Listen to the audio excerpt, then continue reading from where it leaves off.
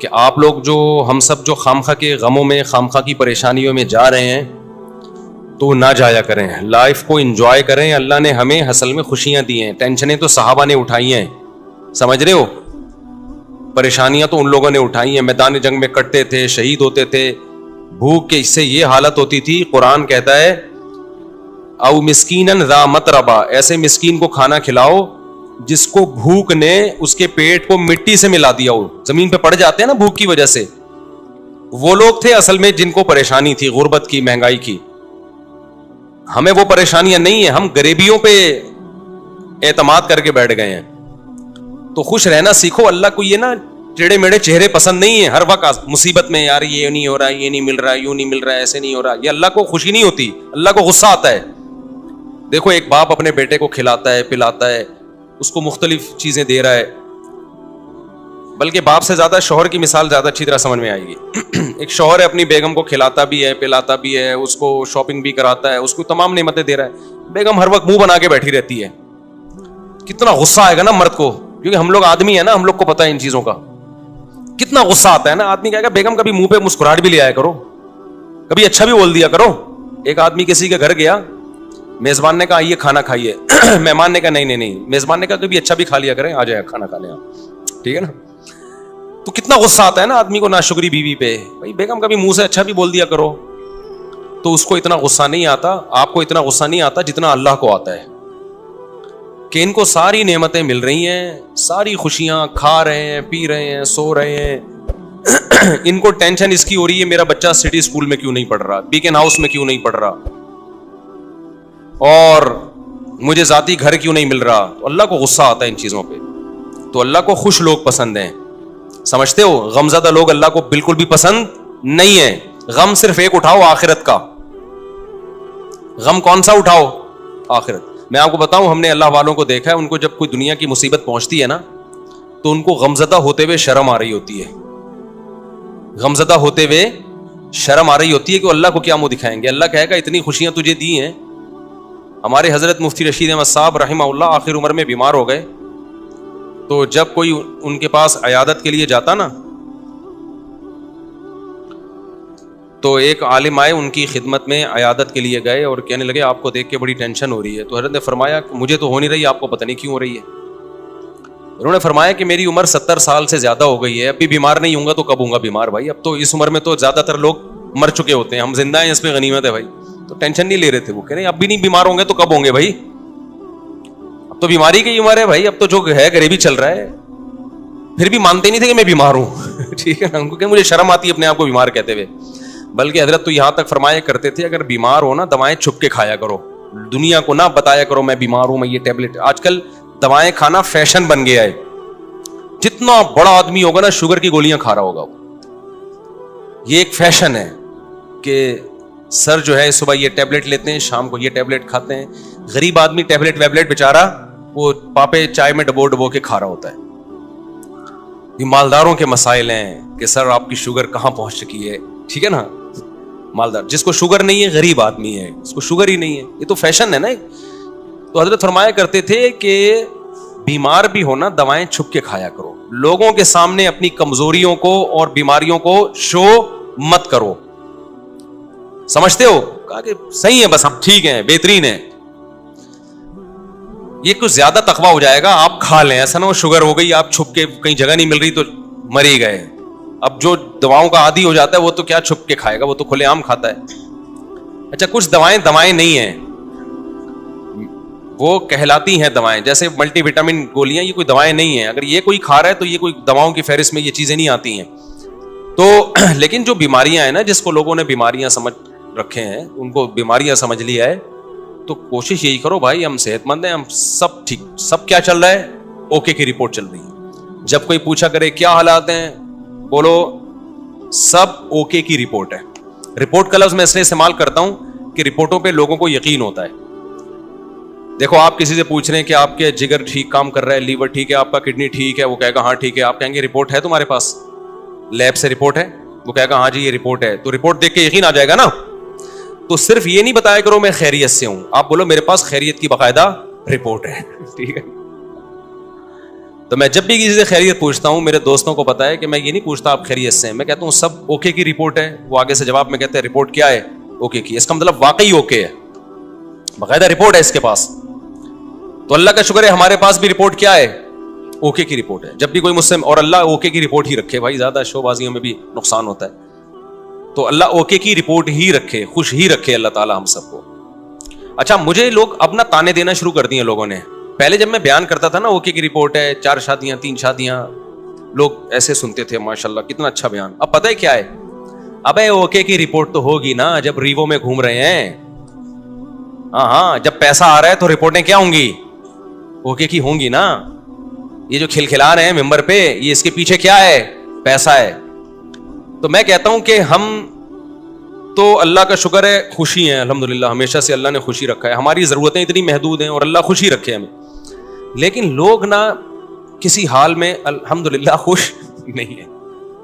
ان کو یہ ہے کہ پہلے پھٹ پٹی پہ گھوم رہے تھے اس کی ٹینشن, اب ریوو میں گھوم رہے ہیں تو اس کی بھی ٹینشن یہ لوگ لے رہے ہیں. تو یہ آپ کی ٹینشنیں ہیں, آپ جتنی چاہو بڑھا لو. ہم جب کسی کو ریوو میں گھومتا ہوا دیکھتے تھے, ہم اپنی پھٹ پٹی پہ گھومتے تھے, اس وقت بھی ہمیں ٹینشن نہیں ہوتی تھی, سمجھ رہے ہیں نا. اور جب ہم ریوو میں آ رہے ہیں تو بھی ہمیں ٹینشن نہیں ہو رہی. آپ کو پہلے بھی ٹینشن تھی کہ مفتی صاحب پھٹ پٹی میں گھومتے ہیں اور باتیں 4 شادیوں کی کرتے ہیں. میری پھٹ پٹی بائک دیکھی آپ لوگوں نے؟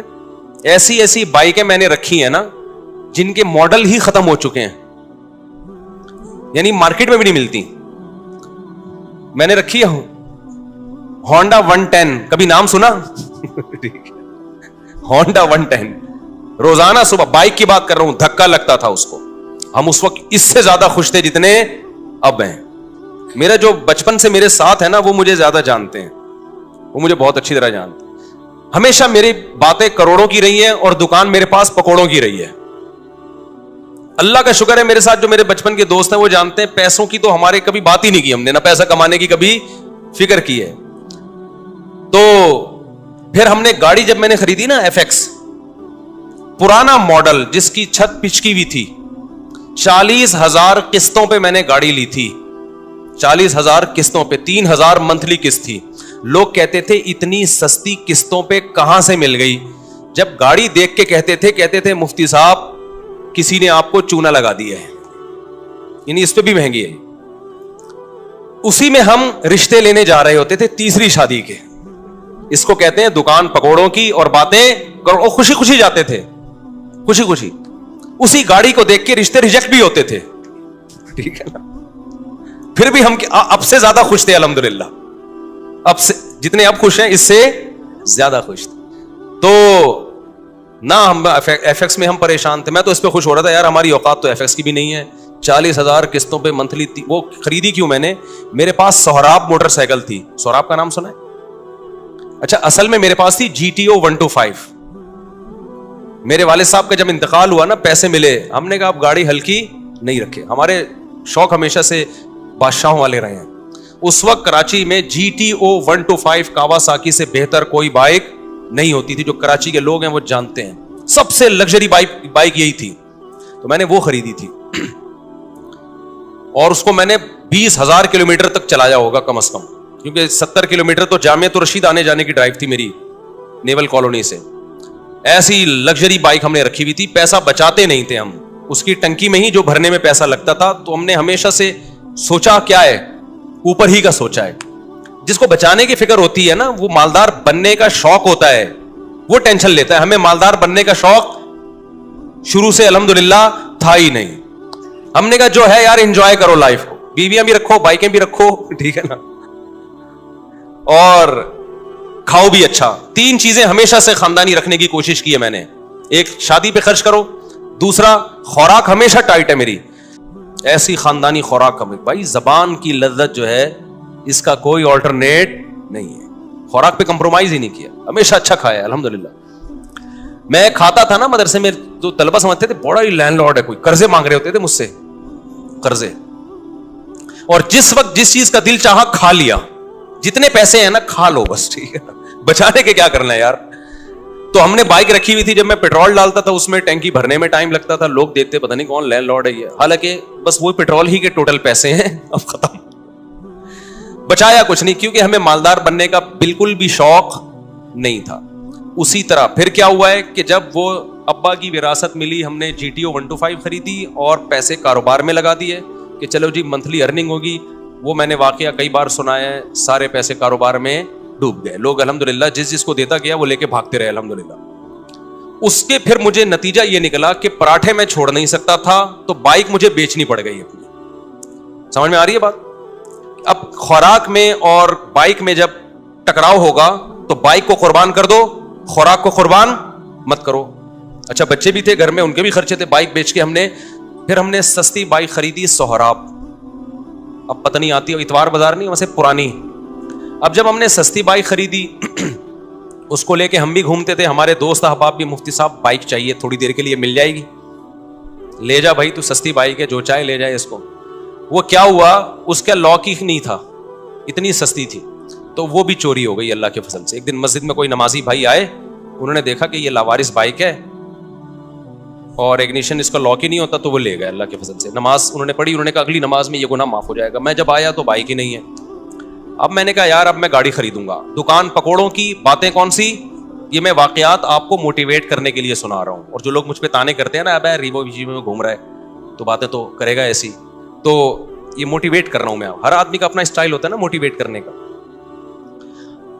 تو میں نے کہا اب سہراب چلی گئی ہے, اب ہم کیا لیں گے, گاڑی ہی لیں گے. 4 پہیوں پہ آئیں گے بھائی, بائکیں بہت ہو گئی. 4 پہیوں پہ آئیں کہاں سے, 25,000 کی سہراب خریدی تھی, وہ بھی چوری ہو گئی. تو اب ہم کیا کریں گے بھائی. پھر ہم نے کیا کیا, میں نے کہا کہ ایک دوست سے, بھائی یہ جو اشارہ کر رہے ہیں بیٹھ جائیں نا, جو کھڑے نہ ہو. تو میں نے کیا کیا, میں نے کہا کہ اب میں گاڑی خریدوں گا. گاڑی کہیں مل نہیں رہی تھی, تو پھر ایک شاگرد کے پاس سے 40,000 قسطوں پہ مل گئی گاڑی ہمیں, FX. 4 ٹائر اس کے پنچر تھے, چھت اس کی نیچے پچکی ہوئی تھی. ہم وہ جنازہ اٹھا کے لے آئے گھر میں. تو اب میں مسجد کا امام ہوں, تو بہت سارے مریدین نے مل کے نا ٹھک ٹھک ٹھک اس کو بنانا شروع کر دیا. پیسے نہیں لگائے, یوں کیا, چھت اوپر ہو گئی اس کی. FX میں یہ بڑی بات ہے کہ ڈینٹنگ پینٹنگ کا زیادہ, ہاتھ سے ہی ڈینٹنگ پینٹنگ کا کام ہو جاتا ہے اس میں. تو بہرحال ہمیں اس کی خوشی تھی کہ گاڑی آ گئی ہمارے پاس, رشتے مانگنے میں آسانی ہو گئی ہمیں. تو اس پہ تھوڑے پیسے لگا کے میں نے کیا کیا, بالآخر اب میں نے کہا یہ بہت کام نکال رہی تھی وہ. میں نے کہا جیسے کسی نے مجھے پہنائی ہے تو اب یہ کسی اور کو پہنا دو آپ. یہی حل ہوتا ہے پرانی چیزوں کا. بیوی کے علاوہ جتنی بھی پرانی چیزیں آپ اب کیا کر دو, دوسرے کو پہنا دو. میں نے کہا بہت تھک گیا ہوں اس پہ, سارے پیسے اسی میں لگ رہے تھے. تو ہم اتوار بازار گئے, وہ 80,000 میں پہنا دی ہم نے. اتنا اس پہ تھوڑا کر کے لگ چکا تھا کہ مجھے اس کے 80,000 مل گئے. بڑی بات تھی اس زمانے میں 80,000. برکت دیکھو نا کیسی ہوتی ہے. ہم نے کیا کیا, اب آپ کی طرح یہ نہیں کہ بچوں کو سٹی اور بیکن ہاؤس میں پڑھانا ہے یا بچے روکنے, ہم نے پیدا ہی نہیں ہونے دینا. اس وقت بچے تھے چھوٹے, ابھی ان کی تعلیم کا خرچہ نہیں تھا, بہت چھوٹے بچے تھے میرے اس وقت. خوراک پوری ہو رہی تھی ان کی. جب بڑے ہوں گے, اسکول کا ٹائم آئے گا, اس وقت سوچیں گے. یہ ابھی تھوڑی سوچنے کی چیزیں ہیں. ہم خود بھی تو کسی کے بچے ہیں نا. ابھی میں اپنے والد صاحب کے بچوں کا سوچ رہا تھا, یعنی میں اپنا. تو ہوا یہ کہ ہم نے وہ خرید لی, آپ کی اللہ بھلا کرے, شیراڈ لے لی میں نے, 1.5 لاکھ کی ملی. 80 کیش دیے اور 5,000 قسطیں. وہ محلے میں کہیں سے مل گئی. ہم آ گئے کس پہ, شیراڈ پہ آ گئے. تو شیراڈ میں گھوم رہے ہیں بھائی, اس پہ خوش ہو رہے ہیں. یار ہماری اوقات تو سہراب کی بھی نہیں تھی, اللہ نے کیا دلا دی, شکر کی توفیق مل رہی تھی نا. مجھے شکر کی توفیق مل رہی تھی. لوگ میں کہتے ہیں یار میری اوقات تو نہیں ہے, یہ ہم تو مولوی لوگ ہیں, ہماری تنخواہیں دیکھو, جذبے دیکھو ہمارے. تو یہ گاڑی مل گئی, میں تو اس پہ واقعی بہت خوش ہوتا تھا. ایک دفعہ میں گاڑی لے کر گیا ہوں, کسی بڑے جلسے میں میرا خطاب تھا, لوگ لینڈ کروزر میں بڑی گاڑیوں میں آ رہے تھے, میری بھی بڑا استقبال ہوا. میں گیا, ہمارے دوستوں نے کہا مفتی صاحب FX میں نہیں بیٹھنا, جا کے آپ کی پرسنالٹی پہ یہ FX سوٹ نہیں کر رہی ہے, کیونکہ یہاں بڑے علماء آئے ہیں بڑی گاڑیوں میں. میں نے کہا ایسی کی تیسی بھائی, ہم کس میں بیٹھیں گے, اپنی FX میں. تو اللہ نے بے عزتی لکھی ہوئی تھی. جب میں بیٹھا ہوں تو چلی بھی نہیں رہی تھی. 6 آدمیوں نے دھکا لگایا اس کو, یعنی وہ جتنی عزت بچانا دوست چاہ رہے تھے نا, تو وہ, اور ہم نے انجوائے کیا. ہم نے کہا بھائی ان چیزوں میں عزت ذلت بولو نا, نہیں ان چیزوں کیا ہوتا. ہمارا مقصد تھا بیان کرنا. بیان اگر اچھا ہو گیا تو ٹھیک ہے, میں گدھے پہ جاؤں, میں گھوڑے پہ جاؤں, میں سائیکل پہ جاؤں, میں FX میں جاؤں. میں آپ کو اس لیے یہ سارے واقعات شو مارنے کے نہیں بتا رہا. خام خواہ کی ٹینشنیں کیوں پالی ہوئی ہیں بھائی تم لوگوں نے. बिला वजह अपना मैयार इतना ऊंचा क्यों रखा हुआ है? वो मैयार नहीं मिलता तो टेंशन में जाते हो फिर। हम तो ये सोच रहे थे यार हमारी औकात मोटरसाइकिल की नहीं है, अल्लाह ने 125 दिला दी GTO। हमारी औकात तो 125 की नहीं, अल्लाह ने FX दिला दी। हमारी औकात तो FX की है, अल्लाह ने शेराट दिला दी। नहीं यारी बात समझ में, हम शेराट में घूम रहे हैं भाई, बड़ा एंजॉय कर रहे हैं। वो शेराट भी गई, कैसे गई? बड़ा दुख भला वाकया है। मुझे एक फ्रॉडी मिल गया, बस फ्रॉडी बहुत मिले हैं। वो शेराट, उसमें एक आखिरी जो धचका लगना था ना मुझे, शेराट बिक गई मेरी। अब जब शेराट गई तो हम फिर रोड पे आ गए ठीक है। तो मैं फिर यहां से बसों में जाता था W11। अब मैं उस वक्त मशहूर हो चुका था तो मुझे W11 में लोग पहचानने लगे थे। मुफ्ती साहब आप बस में, 2 मिनट की चुरंगी है ना यहाँ पे, मुझे अच्छी तरह याद है। मैं आ रहा था वहां उतरने, यार आप बस में? तो मैं कह रहा भाई मेरे बस में ही जाना रह गया है अभी इसके अलावा मेरे बस में है नहीं। तो मैं खुश था उस पे, और अल्लाह की कसम खुश था, ऊपर से नहीं कि मैं वो कर रहा हूं, मैं बहुत खुश था अल्हम्दुलिल्लाह कि यार मेरी जरूरत तो इसकी भी नहीं है, अल्लाह मुझे बस का किराया तो है ना, वरना बहुत से लोग तो बस का किराया नहीं होता। जज्बे उसी तरह, रिश्ते नहीं, गिलगित जा रहा हूं रिश्तों के लिए। लोग कह रहे हैं आपके पास है क्या? भाई मेरी टोटल मेरी ये अर्निंग है मंथली, इसमें अल्लाह का शुक्र है गुजारा अच्छा हो रहा है, तो आपकी बच्ची का भी गुजारा हो जाएगा। उन्होंने कहा नहीं होगा। हमने कहा जाओ, नहीं होगा तो बाढ़ में जाओ ठीक है ना, किसी के सामने भीख थोड़ी मांगनी है, ऐसी की तैसी। अच्छा खैर, फिर मिल भी जाते हैं रिश्ते। तो उसी गुर्बत में हमारी तीसरी भी हो गई अल्हम्दुलिल्लाह। कितनी हो गई? तीसरी। अच्छा भाई, तो हमें इसकी भी खुशी के औकात हमारी एक की भी नहीं है, और शादियां कितनी हो गई, हो जाती हैं, ये मैं आपकी भी हो जाएंगी, और अच्छे अच्छे लोग मिल गए मुझे। लेकिन मैं जैसे जैसे देख रहा था कि मेरी शादियां हो रही हैं, बच्चे पैदा हो रहे हैं, मेरी सोर्स ऑफ इनकम ऑटोमेटिकली बढ़ रही है।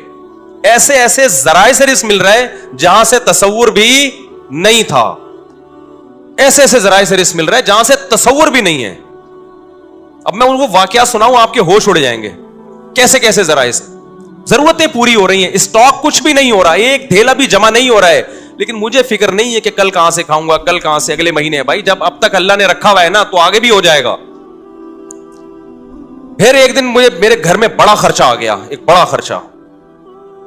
यानी डॉक्टर ने कहा भाई डिलीवरी ऑपरेशन से होगी, ऑपरेशन के पैसे नहीं थे मेरे पास। बच्चा पैदा होने का वक्त आया और डॉक्टर ने कहा बड़ा ऑपरेशन होगा, और बड़े ऑपरेशन में अच्छे खासे पैसे लग जाते हैं। वो पैसे मेरे पास बोलो नहीं थे। समझते हो कि नहीं समझते?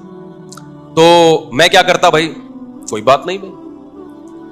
ससुराल से फोन आया, पैसों की जरूरत तो नहीं है? मैंने कहा बिल्कुल जरूरत नहीं है। दोस्त अहबाब ने कहा पैसों की जरूरत तो नहीं है? मैंने कहा बिल्कुल भी जरूरत नहीं है, मेरे पास पैसे हैं कहां से, मुझे नहीं। पैसे, दिमाग लड़ाया कि क्या करो। कोई बात नहीं, घर में ऐसी चीजें होती भेज दो उसको यार। क्या ख्याल है भाई? भाई घर में सब चीजें बेच दो यार, अभी जरूरत पूरी करो, कोई बात नहीं, फट्टे पे सोएंगे यार क्या है इसमें? भीख मांगने से बेहतर है लोगों के सामने अपनी गुर्बत, और भीख मांगने से बेहतर है फट्टे पे सो जाओ। सुबह रात की बची भी, मैं ऐसे उलमा को जानता था जिनकी 2 बीवियां थी, सूखी रोटी सुबह कहवे में डबो के खा रहे थे वो। नहीं, यही बात मेरा ख्याल है समझ में। ऐसे गरीब लोग भी मेरे इल्म में हैं। तो हमने कहा यार हम भी किस पे आ जाएंगे। तो अब मैंने गौर लड़ाया तो मुझे एक बकरी नजर आई अपनी, एक इजाफी। मैं उसके पास गया, उससे मैंने माजरत की ठीक है, वो एक इजाफी चीज थी, उसकी तरफ दिमाग नहीं जा रहा था मेरा। मैंने कहा मैं आपसे माजरत चाहता हूं, आपको भेंट चढ़ाना पड़ गया है मुझे ठीक है, समझ में आ रही है बात? अल्लाह का करना यह हुआ कि हमारे एक दोस्त आए, बहुत ही करीबी जिगरी दोस्त, उन्होंने मुझे कुछ पैसे कर्ज में दे दिए बगैर मांगे। उनको पता था कि यार मुफ्ती साहब के अभी केस है, अभी अचानक इनके लिए पैसों का इंतजाम करना मुश्किल होगा। वो आए, उन्होंने मुझे पैसे दिए। तो मैंने कहा भाई मेरा तो ये था कि कल बकरी बेचूंगा और ये अपने घर के सारा सामान बेच के, जो भी बिक सकता है बेच के मैं इनके कर्जा अदा कर दूंगा। तो वो मुझे खुद दे के चले गए। वो मामला तो निमट गया, बच्चा हो गया अल्हम्दुलिल्लाह। वो बच्चा माशाल्लाह उछलता कूदता है, पुराना अब तो बड़ा हो गया। उसको नहीं पता, उसको भी ये वाकया नहीं पता कि तू कैसे पैदा हुआ है।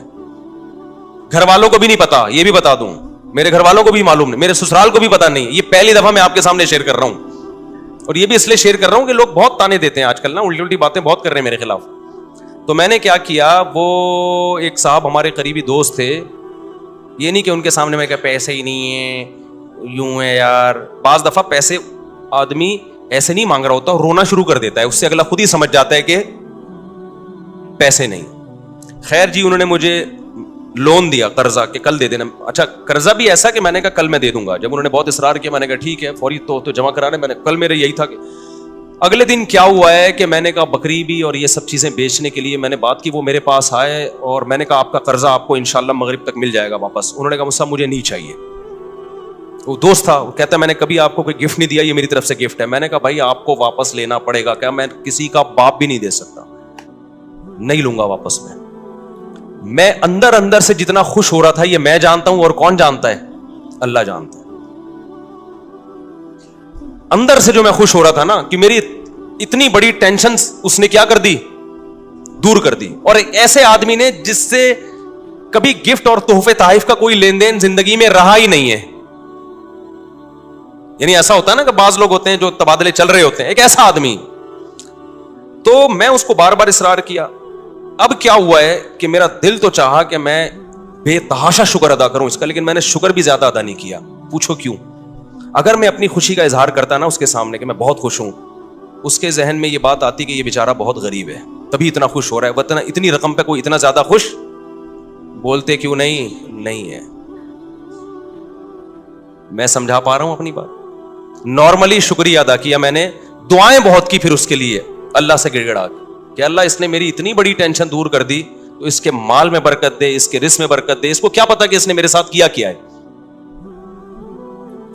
لیکن میں نے اس کا زبان سے زیادہ شکریہ ادا نہیں کیا, کیونکہ آپ کسی کو ایک اماؤنٹ دیں اور وہ بچھا چلا جائے, اس کے دل میں آ سکتا ہے کہ لالچ پیدا ہو گئی, یہ دوبارہ بھی نکلوانا چاہ رہے ہیں.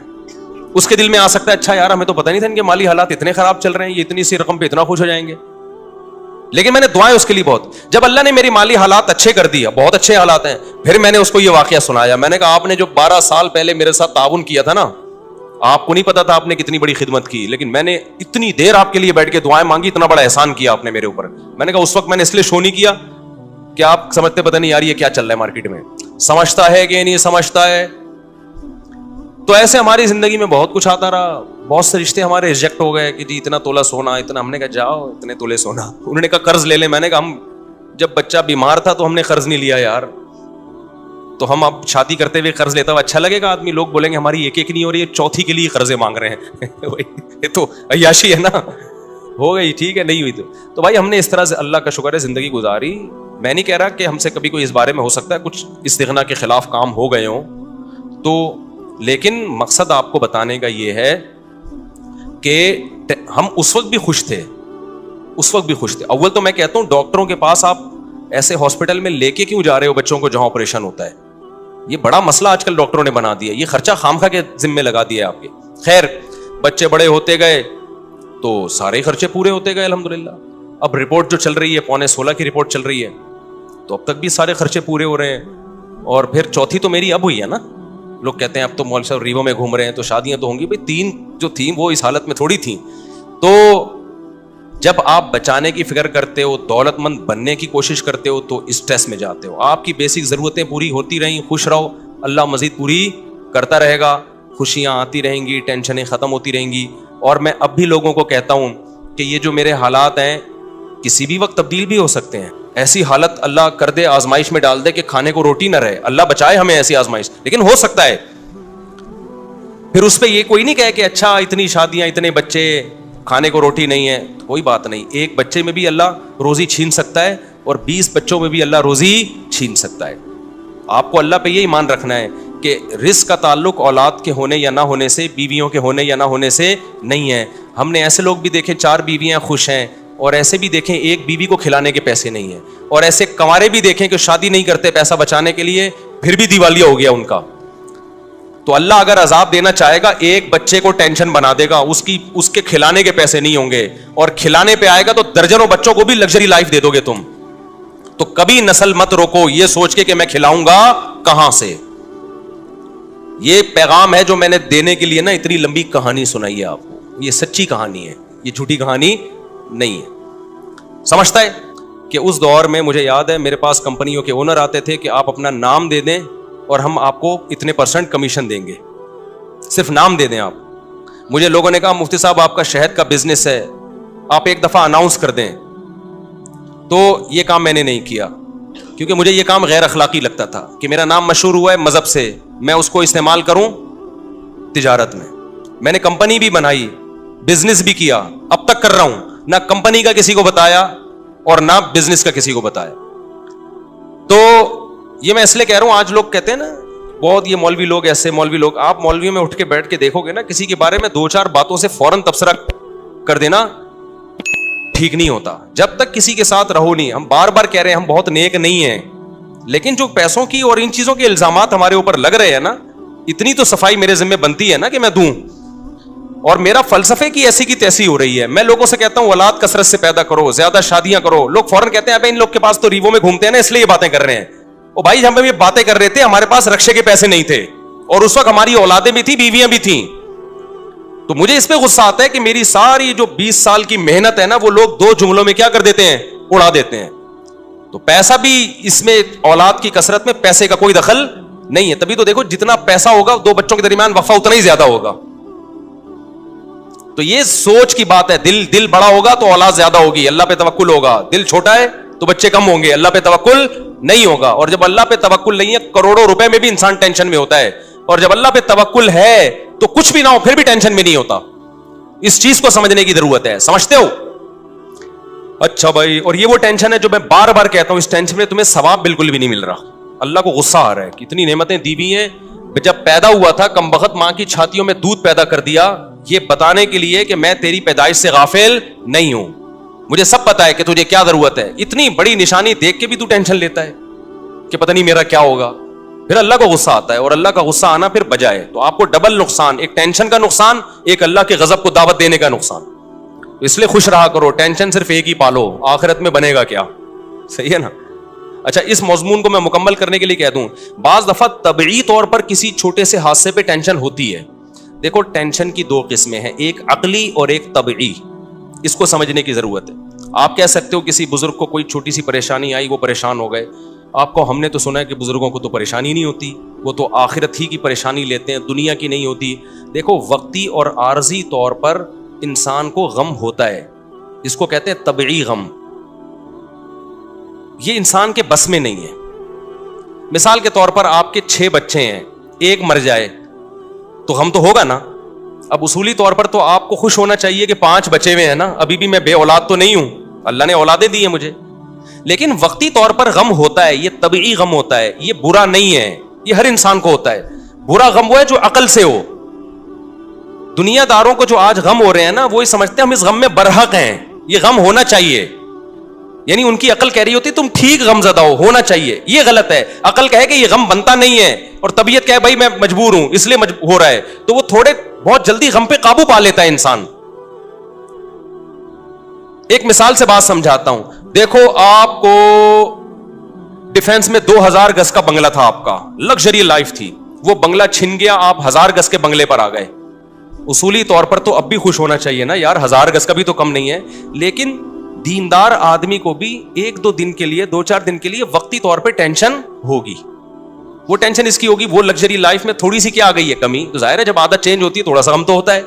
لیکن عقل کہے گی بھائی غم کرنے کا ہے نہیں, تجھے ابھی بھی تو بہت سو سے اچھا ہے نا تو.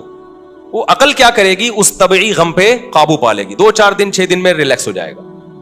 تو یہ طبعی غم وقتی طور پر یہ دینداروں کو بھی ہوتا ہے, یہ سب کو ہوتا ہے, یہ پیغمبروں کو بھی ہوتا تھا. دنیا دار کو کیا ہوتا ہے, اس کی عقل کہتی ہے کہ میرے ساتھ غلط ہوا ہے, میں 2000 میں رہتا تھا, میں 1000 کا بندہ نہیں ہوں, یہ میری انسلٹ ہے, میری توہین ہے. اس کی عقل کہہ رہی ہوتی ہے تیری انسلٹ ہوئی ہے, تیری توہین ہوئی ہے, تیرے ساتھ غلط ہوا ہے. اس کی عقل اس کے طبعی غم کو قابو نہیں پاتی, بلکہ اس کے طبعی غم کو اور زیادہ بڑھاتی ہے. اس سے بھی ڈپریشن میں جائے گا, خودکشی کی طرف جائے گا. تو یہ طبعی تو وقتی طور پر یہ طبعی طور پہ محبت بھی ہوتی ہے انسان کو, غم بھی ہوتا ہے. تو یہ شریعت میں برا نہیں ہے, کیونکہ یہ غیر اختیاری ہے. سمجھتے ہو کہ نہیں سمجھتے ہو؟